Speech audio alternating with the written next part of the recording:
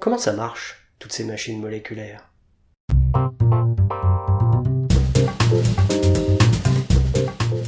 Un épisode dans lequel on va tenter de rétablir une certaine cohérence entre la physique et les machines biologiques qu'on a vues dans les épisodes précédents. Comment de simples molécules pourraient se repérer et s'identifier, comment faire ce qu'elles font en respectant les lois de la physique, comme la conservation de l'énergie et l'augmentation de l'entropie. Tout ceci est-il cohérent sur le plan statistique? Et enfin, comment ça fonctionne vraiment en détail un robot moléculaire, comme celui-ci par exemple? Le premier aspect de cette réalité microscopique dont on va parler est le concept de mouvement brownien. À l'échelle moléculaire, absolument tout bouge et la complexité des collisions rend ceci indiscernable de mouvements aléatoires. Les molécules se collisionnent constamment et changent régulièrement de direction, de vitesse, d'orientation et de vitesse de rotation sur elles-mêmes. Les plus grosses molécules vont même vibrer avec plus ou moins d'amplitude, en changeant aussi régulièrement leur chorégraphie vibratoire. Cet aspect statistique présente beaucoup d'atouts. Le premier, c'est la disponibilité de l'énergie. Si vous attendez à un endroit particulier de cette agitation, arrivera toujours un moment où par hasard passeront à votre portée des molécules très rapides, vous donnant donc accès à une certaine quantité d'énergie sous forme cinétique. Plus votre besoin en énergie instantanée est élevé, moins ceci se produira souvent, mais l'aspect aléatoire du phénomène garantit une certaine fréquence moyenne de cette disponibilité. Le second atout, c'est la disponibilité des matériaux, grâce au processus de diffusion. Si votre environnement contient une certaine espèce chimique, elle finira par passer à votre portée. Et ça nous amène à une question plus quantitative. À quelle vitesse se produit tout ceci? Quels sont les ordres de grandeur qu'est-il légitime d'attendre de cet aléatoire? La température est la grandeur qui mesure l'énergie cinétique moyenne des molécules. À température ambiante, la vitesse moyenne d'une molécule est de l'ordre de plusieurs centaines de mètres à plusieurs kilomètres par seconde. Je vous invite à bien saisir à quel point ceci est élevé, d'une part déjà à notre échelle, mais surtout relativement à la taille de cette molécule. Plusieurs centaines de mètres par seconde, rapporté à sa taille de quelques milliardièmes de mètres, c'est simplement démentiel. On aura l'occasion de voir un peu plus tard ce que ceci implique sur la dynamique de nos nanomachines. On va mettre de côté ce premier aspect cinétique et parler de la notion d'enzyme. On a eu l'occasion de le voir, une enzyme c'est un catalyseur, c'est-à-dire quelque chose qui aide une réaction chimique, mais sans être consommé pendant cette réaction. Mais ça peut sembler être un paradoxe. Pour avoir lieu, une réaction chimique a souvent besoin de franchir un certain seuil énergétique, ce qui, comme on l'a vu, va finir par se produire à une certaine fréquence au hasard des collisions moléculaires. Mais d'un autre côté, on dit qu'une enzyme, ou plus généralement un catalyseur, permet de s'affranchir de cette dépendance énergétique, d'augmenter la fréquence d'une réaction sans augmenter la fréquence des pics d'énergie disponibles. La question naturelle est donc, comment un catalyseur peut-il faire tout ceci sans violer la loi de conservation de l'énergie? Comme on vient de le dire, pour passer des réactifs aux produits, on peut avoir besoin, dans une réaction chimique, d'énergie. Pour visualiser la chose d'une manière générale, on peut réfléchir en termes de configuration. Une réaction chimique, ce n'est rien d'autre qu'un changement de configuration des atomes, leur configuration initiale correspond au réactif, leur configuration finale correspond au produit, et entre les deux, la configuration de ces atomes varie continuellement pour passer de l'un à l'autre. Une configuration donnée a une certaine énergie sous forme potentielle. Une des raisons pour lesquelles une réaction chimique peut avoir besoin d'énergie pour se produire, c'est qu'il soit nécessaire de passer par des configurations intermédiaires avec beaucoup d'énergie potentielle. C'est similaire à vouloir franchir une montagne avec une voiture. Avant et après la montagne, on a peu d'énergie potentielle de pesanteur, mais en haut de la montagne, on en a beaucoup, ce qui nécessite d'en emprunter temporairement, même si on peut la restituer pendant la descente, même si le bilan total énergétique entre départ et arrivée est très faible. Une enzyme, en englobant les réactifs, permet entre autres de leur donner un accès à davantage de configurations intermédiaires, ce qui, dans notre représentation, correspond à autoriser plus de routes avec de bonnes chances d'en avoir certaines passant par des cols moins élevés que le sommet de la montagne, nécessitant ainsi d'emprunter temporairement bien moins d'énergie et donc arrivant statistiquement plus souvent. Tout ceci en respectant donc évidemment la loi de conservation de l'énergie. Un autre mécanisme par lequel une enzyme peut augmenter la fréquence d'une réaction, c'est en modifiant les probabilités de rencontre des réactifs, en les rapprochant entre eux et en les orientant idéalement pour que la réaction se produise. Sur le paysage des configurations, ça revient à faire l'inverse de précédemment.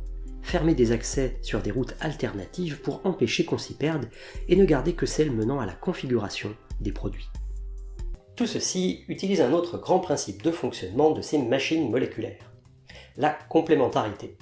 D'une part, dans leur forme en 3 dimensions, pour pouvoir s'approcher, il faut que les profils des molécules soient adaptés, mais aussi dans leur profil de charge. Une molécule aura à sa surface des charges électriques partielles. Les charges de même signe se repoussent, les charges de signe opposé s'attirent.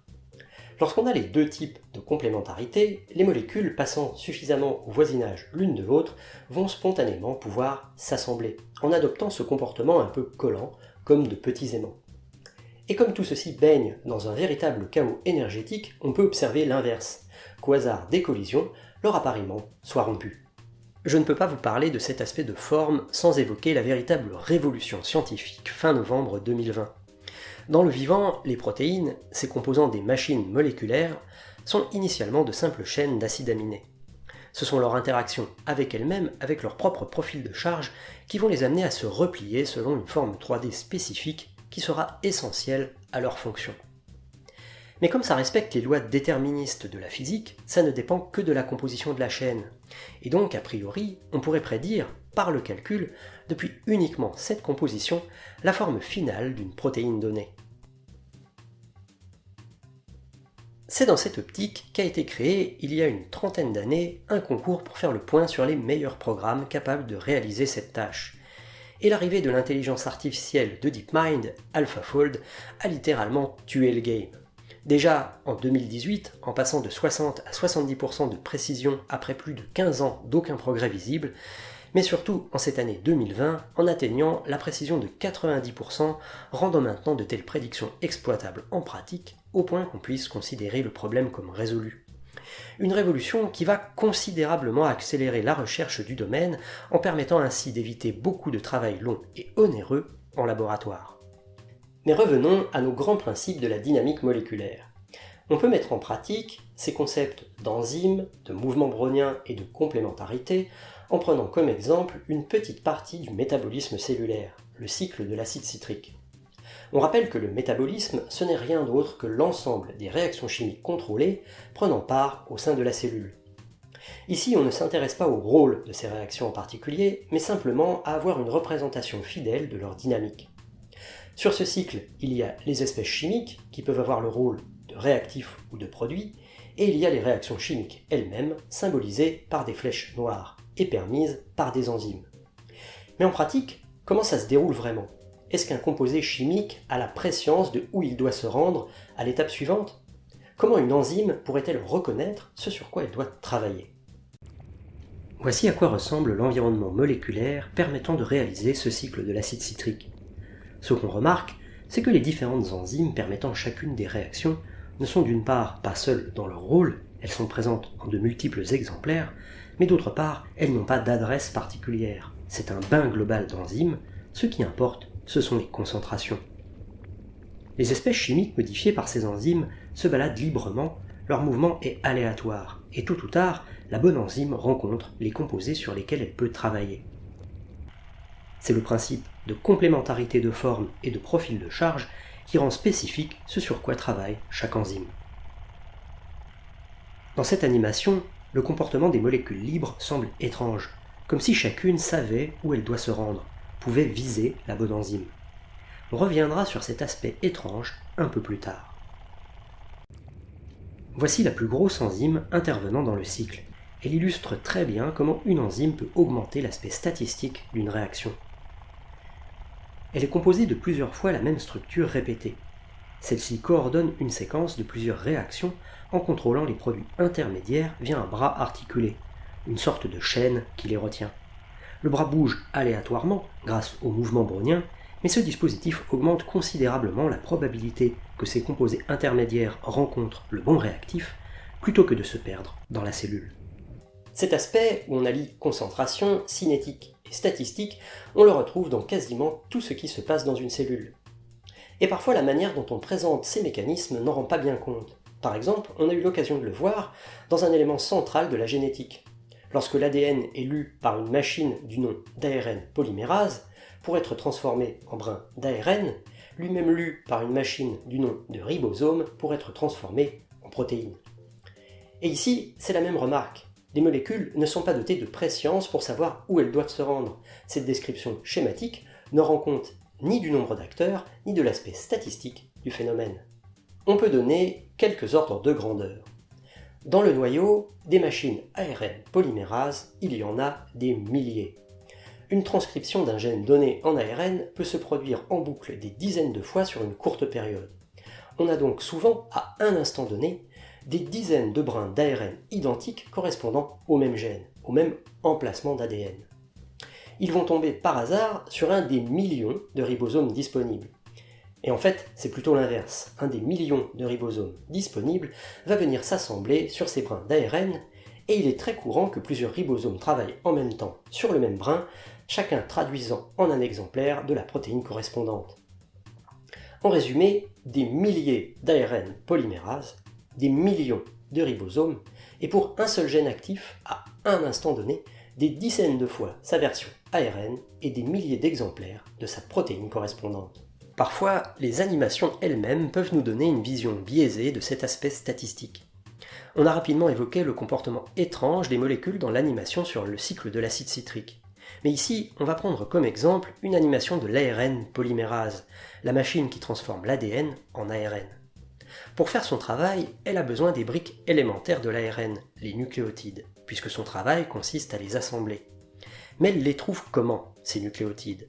Vraiment par hasard? Voici une illustration de cette ARN polymérase en action. Cette machine construit son brin d'ARN à la cadence de 50 bases par seconde, c'est-à-dire qu'on se trouve environ ici, à vitesse réelle.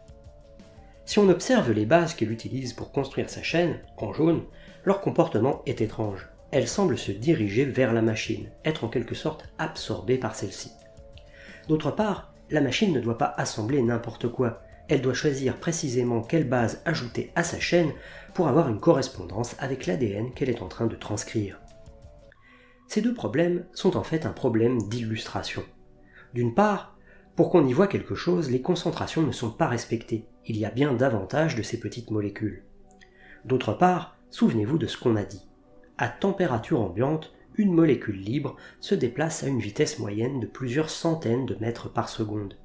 Le diamètre de notre nanomachine est ici d'environ 10 nanomètres, ce qui veut dire que dans le temps qu'il faut à notre machine pour ajouter juste une base, environ 1/50 de seconde, une molécule libre a eu le temps de se déplacer sur une distance d'1 milliard de fois le diamètre de cette machine. Les différences d'ordre de grandeur sont tellement grandes qu'il est strictement impossible de représenter fidèlement, sur la même animation, le mouvement des molécules libres et le mouvement de notre machine. En ce qui concerne le second problème, comment notre machine aurait toujours la base qui correspond à son besoin? Elle ne l'a pas. C'est un phénomène statistique. 3 fois sur 4, le mauvais nucléotide sera considéré et rejeté. Cette machine passe 75% du temps à tenter sans succès la complétion de sa chaîne. Ainsi, sur le plan quantitatif, le mouvement brownien se déroule à des échelles de temps et de vitesse tellement impensables que des événements très rares, comme la rencontre par hasard du bon nucléotide au bon moment avec notre ARN polymérase, arrivent de nombreuses fois par seconde. Dans certains cas, l'approvisionnement aléatoire est complété par d'autres mécanismes.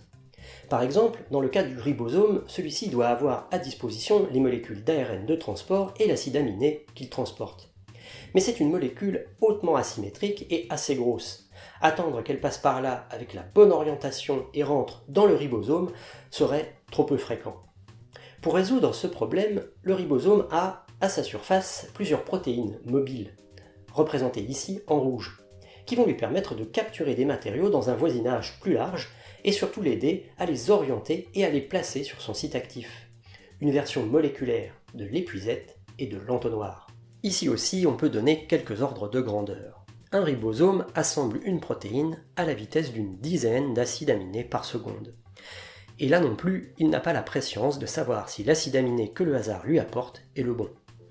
Comme il existe une vingtaine d'acides aminés, le ribosome va donc avoir 19 fois sur 20 la mauvaise molécule et va l'éjecter le plus vite possible pour retenter avec une autre. Ici également, même si cette cadence de 10 acides aminés par seconde semble énorme, c'est extrêmement lent par rapport à la vitesse de déplacement des molécules libres, et avoir conscience de cet écart de grandeur permet de se représenter de manière cohérente la dynamique statistique de telles machines. Pour apporter des molécules sur de longues distances et dans des recoins cellulaires, comme les branches d'un neurone par exemple, la diffusion ne suffit pas. Le vivant a mis en place des machines spécialisées dans le transport, comme la célèbre kinésine que vous voyez ici, marcher sur un microtubule en tractant son chargement. Ce que je vous propose de regarder, c'est comment ça marche une telle machine, sur quels principes physiques celle-ci se base pour faire ses petits pas. Comme vous l'aurez compris, ce qui donne la forme aux protéines, c'est leur propriété électrique locale. C'est une notion d'équilibre entre force de tension et force de répulsion. Ces équilibres sont parfois fragiles et une modification locale ou une modification du contexte peut se répandre comme une avalanche dans la protéine, aboutissant à une stabilisation dans une forme très différente. C'est la notion de changement conformationnel, et ça peut être déclenché par beaucoup de choses, le pH de la solution, les autres molécules qui viendraient se coller, et même parfois simplement la lumière. Le vivant met à profit ces changements conformationnels essentiellement de deux manières. En utilisant le changement de forme comme un changement de fonction ou d'outil, en utilisant l'aspect dynamique de la modification elle-même pour réaliser un mouvement. La kinésine utilise comme source d'énergie des molécules d'ATP, très courantes dans la cellule. ATP veut dire adénosine triphosphate, et on en récupère de l'énergie en utilisant une molécule d'eau pour la briser en adénosine diphosphate, ADP, plus un groupe phosphate. Le mouvement de la kinésine suit les étapes suivantes. On a initialement une de ces têtes sur le microtubule. Oui, je sais, on dirait plutôt un pied, mais les biologistes appellent ceci une tête, car c'est bien connu, on marche sur nos deux têtes. On a donc cette tête solidement attachée, par complémentarité de forme et de charge, sur le microtubule. Elle va libérer une molécule d'ADP, qu'elle contenait comme résidu du pas précédent. Ceci va lui faire serrer, par changement conformationnel, encore davantage son point d'ancrage. Maintenant vide, elle peut capturer une molécule d'ATP, ce qui va déclencher un autre changement conformationnel plus spectaculaire au cours duquel elle enroule sur elle-même son cou, projetant l'autre tête vers l'avant. L'autre tête contient encore de l'ADP. Ici aussi, il s'agit d'un résidu du pas précédent. Elle va s'attacher au microtubule par complémentarité de forme et de charge. À ce stade, la première tête va briser son ATP par hydrolyse, ce qui va la détacher du microtubule. Elle garde en elle comme résidu de l'ADP. On se retrouve maintenant dans la même configuration qu'initialement, en inversant le rôle des deux têtes. Le cycle peut recommencer. La vitesse réelle de la kinésine est de l'ordre de 100 pas par seconde. Et là encore, je vous laisse imaginer les concentrations et vitesses réelles de l'ATP pour que des statistiques de rencontre collent avec un tel ordre de grandeur.